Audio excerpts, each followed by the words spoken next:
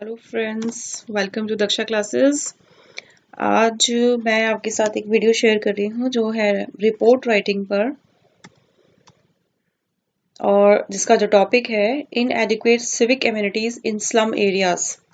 Okay, तो अपर्याप्त सुविधाएं जो होती है, नागरिक सुविधाएं जो होती है स्लम एरियाज में जो झोपड़पट्टी वाली जो जगह होती है जहाँ बहुत गरीब लोग रहते हैं, तो वहाँ बेसिक जो नीड्स होती है क्या वो पूरी होती है क्या उनकी, तो उस पर एक रिपोर्ट है ये। मेरे पिछले वाले वीडियो में लेसन नंबर 4 लॉस्ट स्प्रिंग में ये क्वेश्चन भी है, जो मैं उसका एक एग्जांपल यहाँ दे रही हूँ। और जो बच्चे मेरे साथ जुड़े हुए हैं, मेरी जो स्कूल के हैं वो बच्चे, इनको इसको नोटबुक में कॉपी कर सकते हैं। Okay, it is important. Okay, तो इससे पहले मैं एक वीडियो शेयर कर चुकी हूँ जिसका लिंक आई बटन में ब्लिंक हो रहा है। वो रिपोर्ट टाइप्स ऑफ रिपोर्ट है ना, और किस तरीके से रिपोर्ट की बेसिक चीजें होती हैं वो उसके अंदर दे रखा है। तो आप पहले उसको देखें, जो मेरा नहीं देखा है जिन्होंने वो वीडियो, तो उसको देखें पहले, फिर इस वाले वीडियो को देखें तो आपको जल्दी समझ में आएगा। तो आज मैं एक टॉपिक ले रही हूँ, डायरेक्टली मैं आपको इस पर कंटेंट बताऊंगी, इसका कोई मैं यहाँ पर अब आपको टाइप्स वगैरह डिस्कशन नहीं करूंगी मैं। ओके, तो आज का टॉपिक है इनएडिक्वेट civic amenities in slum areas. Let's see the question. It's a report. Okay. Question is, as a reporter from the Hindustan Times, prepare a report for your newspaper on inadequate civic amenities in the slum areas of Jodhpur. Okay.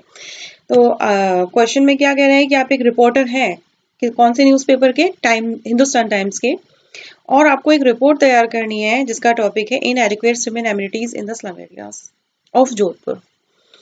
Okay, तो जब भी हमें कुछ लिखना होता है उसका topic हमेशा होता है, ठीक है। यहाँ पे क्वेश्चन में ही हमेशा टॉपिक क्वेश्चन में ही मिल जाते हैं, आप कभी भी कंफ्यूज मत हो कि हम टॉपिक क्या लिखें। ओके, तो ध्यान रखो कभी भी प्रिपोजिशंस होते हैं या तो टू होगा या ऑन होगा। ओके, वहां उसके बाद से आपके टॉपिक शुरू होते हैं और वो टिल द फुल स्टॉप वो टॉपिक चलता है। ठीक है, यहाँ पे हमारा टॉपिक क्या है, इनएडिक्वेट civic amenities in the slum areas of Jodhpur. Okay, ये पूरा टॉपिक रहेगा, और फुल स्टॉप इसमें नहीं लगाना है। इनएडिक्वेट में आई कैपिटल होगा, जब भी हम टॉपिक लिखते हैं तो फर्स्ट लेटर ऑब्वियसली कैपिटल आता है, ध्यान रखना है। Now let's see the content. Okay, अब यहाँ में मैंने जोधपुर नहीं मेंशन किया है, कर भी सकते हैं, उसमें कोई गलत नहीं होगा, पर मैंने एरियाज तक लिया है। इनएडिक्वेट civic amenities in slum area, it is a topic. अब ये बिल्कुल मिडिल में लिखना है, कैपिटल्स होना चाहिए इसका फर्स्ट लेटर, ये हमें ध्यान में रखना है। इसके बाद एक लाइन छोड़ेंगे और हम लिखेंगे कि इस रिपोर्ट को कौन तैयार कर रहा है, तो ब्रैकेट में लिखी जाएगी ये चीज, बाय रिपोर्टर। बाय रिपोर्टर भी लिख सकते हैं, अगर क्वेश्चन में कोई नाम दे रखा है तो रिपोर्टर के बाद आप नाम भी लिख सकते हैं, कॉमा लगाएंगे और आप न्यूज़पेपर का नाम लिखेंगे। न्यूज़पेपर की जगह मैगजीन भी हो सकती है, तो उसका नाम, जो भी नाम आपको न्यूज़पेपर में दे रखा है, सॉरी क्वेश्चन में दे रखा है, आपको वही लिखना है। तो यहाँ पे द हिंदुस्तान टाइम्स लिखा है कैपिटल लेटर्स में। ओके, फिर एक लाइन छोड़ी जाएगी और हम हमारा न्यूज लिखना शुरू करेंगे। सबसे पहले डेट लिखेंगे। ओके, इसका एक फॉर्मेट है, डेट लिखने से पहले हमें प्लेस लिखना जरूरी होता है, क्योंकि जब भी आप न्यूज़पेपर में न्यूज देखेंगे तो जगह लिखी होती है और उसके बाद न्यूज शुरू होती है, डेट नहीं लिखी होती है न्यूज़पेपर में, क्योंकि वो ऊपर एक बार ऑलरेडी डेट दे चुके होते हैं, इसलिए वो बार बार नहीं लिखते। लेकिन हम लोग जब सेपरेटली ऐसे लिख रहे हैं तब हम डेट भी देते हैं। ओके, ध्यान रखना है, जोधपुर लिखने के बाद कॉमा लगेगा और डेट का फॉर्मेट हमें यही लिखना है। ओके, 08 सितंबर, 3 लेटर्स का मंथ लिखा जाएगा, and 2020 is the year. Colon लगाएंगे, ये भी जरूरी है। ओके, फिर यहीं से इसी लाइन से हमें आगे कंटेंट लिखना शुरू करना है, ना तो लाइन चेंज करनी है ना लाइन छोड़नी है। ओके, तो यहीं से अब मैं एक एक लाइन आपको बताती जाऊंगी किस तरीके से हम मैटर को डेवलप करेंगे। आपको क्वेश्चन पढ़ने के बाद 1 मिनट के लिए उस टॉपिक के ऊपर थिंकिंग करनी है कि आप अपना टॉपिक कैसे शुरू करेंगे और उसका एंड क्या होना चाहिए। ये मैंने अपने पहले वाले वीडियो में बताया है कि आपको किस तरीके से अपने टॉपिक, अपने कंटेंट को डेवलप करना है, जिसमें मैंने कुछ क्वेश्चंस भी बताए थे, है ना, वेयर, व्हाट, व्हिच, हाउ। तो ये इनका जब हम आंसर ढूंढने लगते हैं तो हमारी रिपोर्ट का कंटेंट आगे बढ़ता जाता है स्टेप बाय स्टेप। ठीक है, तो इसके बाद हम देखते हैं फर्स्ट लाइन क्या है हमारी। Okay. The first line is the Social Welfare Department reveals its report of 2020 about slum areas of Jodhpur. Okay Hindustan time ने एक न्यूज निकाली है स्लम एरियाज के बारे में, लेकिन हिंदुस्तान टाइम ने जो न्यूज ली उसका भी सोर्स कहीं ना कहीं है। तो वो क्या, देखो कई बार न्यूज वो होती है जिसका कोई चश्मदीद गवाह होता है कि हाँ उसने इस जगह पे घटना होते हुए देखी, तो हम उसका रेफरेंस देते हैं। अब ये कोई घटना नहीं है, ठीक है, कहीं ना कहीं किसी डिपार्टमेंट ने, किसी संस्था ने इस इशू को उठाया है, तो हम उसी की रिपोर्ट में से थोड़ा सा अंश यहाँ ले रहे हैं। उसके बाद इस रिपोर्टर ने अपनी कुछ इन्वेस्टिगेशन इस टॉपिक पर की है, ठीक है। तो शुरुआत किससे होगी? First the introduction. इंट्रोडक्शन क्या है? इस टॉपिक का इंट्रोडक्शन हमने कहीं से लिया है, कोई सोर्स है हमारा, तो उस सोर्स को हम यहाँ मेंशन करेंगे। वो सोर्स एक संस्था है जिसे कहते हैं समाज कल्याण विभाग, ठीक है। Social welfare department reveals its report of 2020 about slum areas of Jodhpur. Next line होगी, ओके अब हम थोड़ा सा डिस्क्रिप्शन उन लाइंस का देंगे जो उस रिपोर्ट में उसने बताया है सोशल वेलफेयर डिपार्टमेंट ने, ठीक है। उसमें भी तो क्या दिखा पहले बताया वो भी तो हम देंगे, उसके बाद हम अपना शुरू करेंगे। तो देखो किस तरीके से जो मैटर है वो डेवलप हो रहा है स्टेप बाय स्टेप। डायरेक्ट हम स्लम एरियाज में क्या प्रॉब्लम्स चल रही है, वो सिर्फ एमिनिटीज कौन सी नहीं, हम उस पर नहीं आए हैं, हम धीरे धीरे आगे बढ़ रहे हैं। तो नेक्स्ट टॉपिक हम क्या लेंगे? There is around 30 to 40% of the population of the Jodhpur that lives in slum areas where basic facilities such as water, sanitation, health, civic electricity, etc. are poor. Okay, these slum areas are dirty and unclean and has shortage of water supply, inadequate lighting and sanitation facilities. ठीक है, तो हमने ये report वहां से ली है। तो अब ऑब्वियसली हम एक इमेजिनेटिव रिपोर्ट लिख रहे हैं, हमने कोई रिपोर्ट पढ़ी नहीं है, हम कहाँ से मैटर ले। तो आपको ये थोड़ा सा यहाँ पे थिंकिंग करने की जरूरत है कि हम हमारे मैटर को किस तरह से शुरुआत करें, कि उस रिपोर्ट में ऐसा क्या बताया गया होगा जो हम उससे ले रहे हैं टॉपिक को, मैटर को। तो जिसमें थोड़ा सा डेटा हमने यहाँ डाला है 30 to 40%। एक्चुअली क्या, कभी भी हम जब कोई कंटेंट लिखते हैं, अगर उसको हम थोड़ा सा डेटाबेस बना दें, कुछ उसके अंदर नंबर्स वगैरह डाल दें, तो थोड़ा सा ऑथेंटिक लगने लगता है, बहुत ही लाइवली लगता है वो मैटर हमें, ठीक है। तो यहाँ मैंने इसलिए शुरुआत 30 to 40% डाल के लगी कि ऐसा लगे कि रियल में हमने कहीं रिपोर्ट से इसको लिया है। तो ये चीज हमारी इनोवेशन है, ये क्रिएटिविटी होती है हम लोगों की सोचने की, कि हम थोड़ा सा डेटाबेस बना के चले हमारे मैटर को। कोई भी मैटर हो सकता है, जरूर नहीं वो रिपोर्ट हो, ठीक है।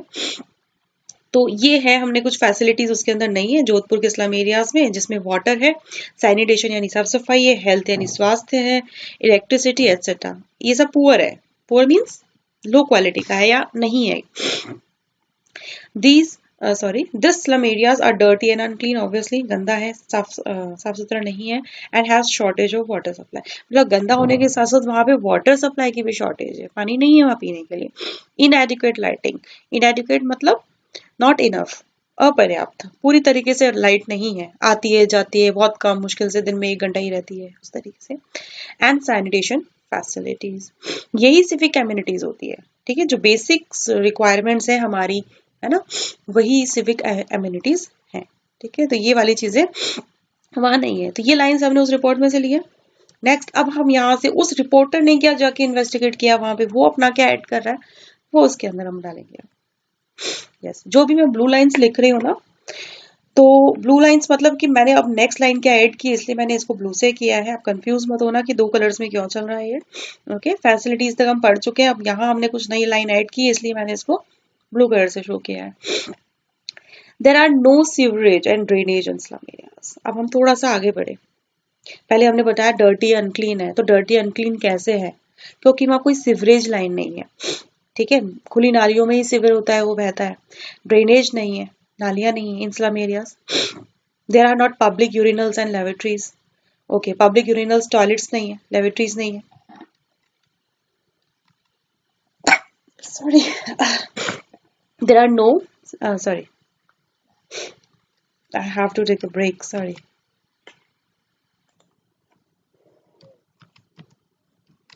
Okay. There are not main roads and street roads, main road नहीं है, स्ट्रीट रोड नहीं है, तो वहां पे पानी भरा रहता है, ऑब्वियसली कच्चे जब रोड होते हैं। The paths are dirty and dusty, है ना. डर्टी है, डस्टी है. डस्टी मीन्स धूल से भरे हुए हैं, मिट्टी है. There are heaps of garbage. Heaps मतलब ढेर और गार्बेज यानी कचरा. There are pools of dirty water. Pools मतलब जो छोटी छोटी सी जगह पानी भर जाता है ना, उसे pools of dirty water. Stray animals wonder here and there. Stray animals यानी जो आवारा जानवर होते हैं, वो इधर उधर घूमते रहते हैं. There are no facility of hospitals. Schools are not run by the governments. Hospitals भी नहीं है वहां पे, और कोई स्कूल भी गवर्नमेंट के द्वारा वहां पे नहीं चलाया जाता है. ठीक है. इसके बाद हम नेक्स्ट ऐड करेंगे and a big issue is about. अब देखो एक बिग इशू है जो थोड़ा सा अलग हटके है, वो सिविक एमिनिटीज में भी आता है ऑब्वियसली. It is crime. तो मतलब पानी है, गंदगी है, या स्कूल हॉस्पिटल नहीं है, उसके अलावा एक बड़ा इशू वहाँ पे क्राइम का भी है. Wine shop can be seen there. Wine shop मतलब बेसिक चीजें तो नहीं है वहाँ, लेकिन वाइन शॉप्स मिल जाएगी. और ऑब्वियसली जब वाइन शॉप्स होती है वहां झगड़े फसाद तो होंगे, क्राइम होगा. ठीक है. तो ये एक प्रॉब्लम है. आप चाहो जब भी हम कुछ अलग से या कुछ इशू उठाना चाहते हैं ना कि ये ज्यादा इंपॉर्टेंट है इस टॉपिक के अंदर, तो आप उसको अंडरलाइन कर सकते हो, और you can highlight these lines. Okay. Highlighter आप लेके जाए एग्जाम के अंदर, उसको हाईलाइट भी आप कर सकते हो. थोड़ा सा लगता है कि जब एग्जामिनर आपकी कॉपी देखता है तो पूरा मैटर पढ़ने में उसको इंटरेस्ट नहीं होता, वो उन लाइन को पढ़ता है जो आपने हाईलाइट की है, अंडरलाइन की है, और उसे लगता है कि आपने कुछ अलग हटके लिखा है किसी से. बाकी सब तो नहीं लिखेंगे, वो चीज आपने लिखी है, आपने हाईलाइट किया, तो वहीं पे आपको मार्क्स दे देता है. वो पूरा कंटेंट नहीं पढ़ता आपको. तो थोड़ा सा क्वालिटी वाइज लिखें आप. Okay. Women safety is the another issue of these areas. Women safety obviously होती है जहाँ पे वाइन शॉप होगी, वुमेन सेफ्टी नहीं होगी. रात को नहीं निकल सकती लेडीज वहां पे. Okay. In these areas people face health hazards. Health hazards obviously है, डिजीजेस है गंदगी के कारण वहां पे. नेक्स्ट लाइन हम क्या ऐड कर रहे हैं वहां पे, most of the residents are labourer and illiterate. अच्छा, अभी तो हमने प्रॉब्लम्स बता दी, वहां प्रॉब्लम्स क्या क्या है. ठीक है. अब हम ये बताएंगे कि वहां प्रॉब्लम्स है, लेकिन उन प्रॉब्लम्स को का सोल्यूशन क्यों नहीं आ रहा अभी तक. ठीक है. तो इसका कारण कहाँ से शुरू होता है, और जहाँ उसके रेजिडेंट्स जो वहां के रहने वाले लोग हैं वो कौन है, वो कैसे है. ठीक है. तो रहने वाले लोग वहां के लेबरर है, इलिटरेट है, मजदूर है वो, और अशिक्षित है. ऑब्वियसली जो अशिक्षित होगा वो आवाज नहीं उठा पाएगा ना, कि ऐसी भी चीजों के लिए वो डरेगा. गरीब इंसान, बड़ा अशिक्षित जो होगा. दे don't have their leaders. Obviously उनका कोई नेता नहीं है. These people are not united, और वो यूनाइटेड भी नहीं है. क्यों? दिन भर जब वो अपना कमाने के लिए बाहर जाएंगे तो उनके पास टाइम नहीं होगा कि वो एक साथ बैठे और अपने इन इश्यूज को डिस्कस करें और गवर्नमेंट के पास एप्लीकेशन लेकर जाए इन चीजों के लिए. ठीक है. तो these people are not united. Some people are like. अच्छा, कुछ लोग हैं, वो कौन है जो ऐसे लोगों का, गरीब का और अशिक्षित का शोषण करते हैं, वो कौन है. Some people like sahukars, police, money lenders, middleman, keepers of law and bureaucrats are exploiting the poor people. ये इनका शोषण कर रहे हैं. तो ये भी एक क्राइम के साथ सेकंड प्रॉब्लम ये भी एक बहुत बड़ी है वहां पे, कि गरीब है, बहुत ऊंचे ब्याज रेट पर उनको वो पैसा उधार देते हैं, वो पैसा चुका नहीं पाते, वो ब्याज के बोझ तले दबे जाते हैं. ठीक है. अगर वो अपनी कोई आवाज उठाने जाते हैं तो पुलिस जो है वो बिना बात ही उनको जेल में डाल देती है. इसके अलावा जो कीपर्स ऑफ लॉ है, कीपर्स ऑफ लॉ मतलब एडवोकेट्स, वकील वगैरह, और ब्यूरोक्रेट्स यानी जो सरकारी कर्मचारी है, वो क्या करते हैं, लगातार इनका शोषण करते जाते हैं. जब भी ये कोई इशू लेके अपना कोर्ट में चले जाते हैं या किसी अधिकारी के पास जाते हैं तो वो उनको चक्कर कटवाते हैं, बड़ी बड़ी फीस लेते हैं. तो वो उनका क्या कर रहे हैं, एक्सप्लॉइटेशन कर रहे हैं. एक्सप्लॉइटिंग मतलब शोषण कर रहे हैं. The life is completely at stake. उनकी जो लाइफ है वो पूरी तरीके से स्टेक पर है. स्टेक मतलब रिस्क पर है. अच्छा, ये जो मैंने लाइन ली है, they don't have their leaders and sahukars policeman वाली, ये मैंने लास्ट लेसन जो बनाया था ना, लॉस्ट स्प्रिंग, उसी में से ये लाइन ली है. तो हमें थोड़ा सा क्रिएटिव ये बनना है कि हम किसी चीज को कहीं पढ़ रहे हैं, उस लाइन, वो लाइन अगर हमें अच्छी लगती है, उसको अंडरलाइन करें, उसको याद करें, आप उसको कहीं पर भी यूज में ला सकते हैं. ठीक है. अभी अभी हम ये लाइन रिपोर्ट में पढ़ रहे हैं, हो सकता है कहीं इसी चीज पे हम कहीं पैराग्राफ लिख रहे हैं या कोई स्पीच लिख रहे हैं. किस पे हम स्पीच लिख रहे हैं, पॉवर्टी पे लिख रहे हैं, गरीब लोगों पे लिख रहे हैं, मान लो हम इंडिया के बारे में कोई स्पीच लिख रहे हैं, तो हम ये लाइन वहां भी डाल सकते हैं. मोस्टली हमारे यहाँ इंडियन सिनेरियो में ये चीज देखी जाती है. ठीक है. तो कुछ लाइंस को ऐसा यूज में रखो, वो याद रखो, पर हमारे लोग कहीं ना कहीं उसे फिट करने की कोशिश करो आप. ऐसा होता है, हम कहीं भी अपने मैटर को इधर उधर कर सकते हैं. ये आपके अंदर क्रिएटिविटी होती है, यही इनोवेशन होता है.